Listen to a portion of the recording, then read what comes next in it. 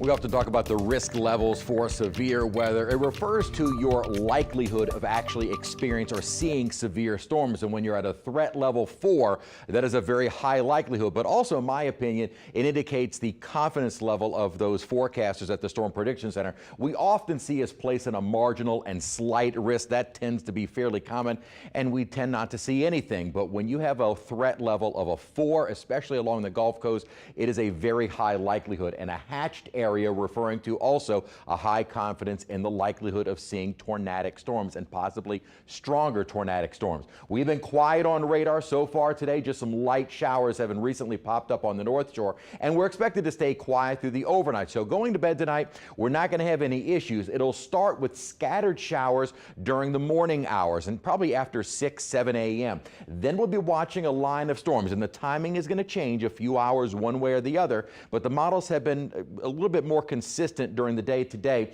of indicating probably around 10 a.m. toward maybe our farther western river parishes toward Baton Rouge. As we approach the 11 o'clock time frame, further into the river parishes up toward Tangipahoa Parish, then more the North Shore as we continue past the noon hour metro area and down the coast, and then kind of clearing out by about 1, 2 o'clock. But this model also fairly aggressive with showers even after the fact, although it doesn't look like the parameters for more severe weather will still be there after that initial line moves through. We could still see some heavy downpours that could also lead to some flooding. So here's kind of the rough timeline. Scattered to numerous showers from about 7 a.m. to noon. That may change a bit, maybe more 10 to 11, and then the line of storms through the midday and early afternoon. And within the storms, mainly the midday and afternoon, will be our greatest threat for tornadic and also the strong winds. What we're going to be watching for through the latter part of the night tonight and into early tomorrow is right in central Texas. Already a new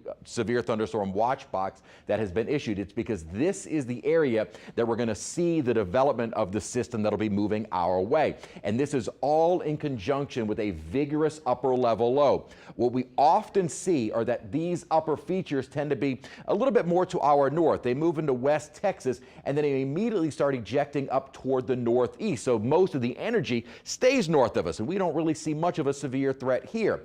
This is going to be following a different trajectory, taking it more across central and southern Texas and far closer to southeast Louisiana. Now, what we're looking at here are the parameters for tornadic storms. Not really present during the morning hours. A little bit maybe more of a focus of the North Shore, but not really there during the morning. It'll be the afternoon that we start to see those ingredients really coming together and more of a high threat for tornadic storms. Again, you need the ingredients there. And as far as supercell thunderstorms, in other words, the storms that rotate, that would develop tornadoes, that risk also increases by the midday and early afternoon. What I'm also showing you here, and I know it's kind of confusing to look at, the white color are the surface winds. The reds and the greens are in the mid and upper levels of the atmosphere. What you're looking at here during this time frame are southeasterly winds at the surface and more west or west-southwest, or I should say south-southwesterly winds aloft. What that does is when the winds are coming at two different heights from two different directions,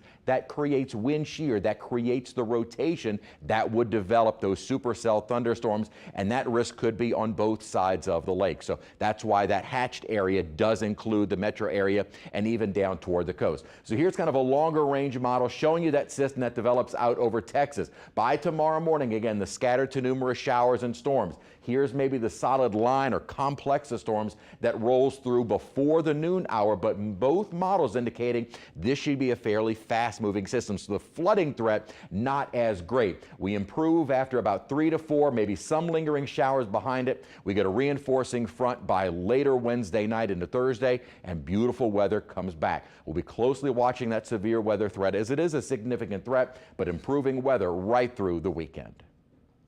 A huge game.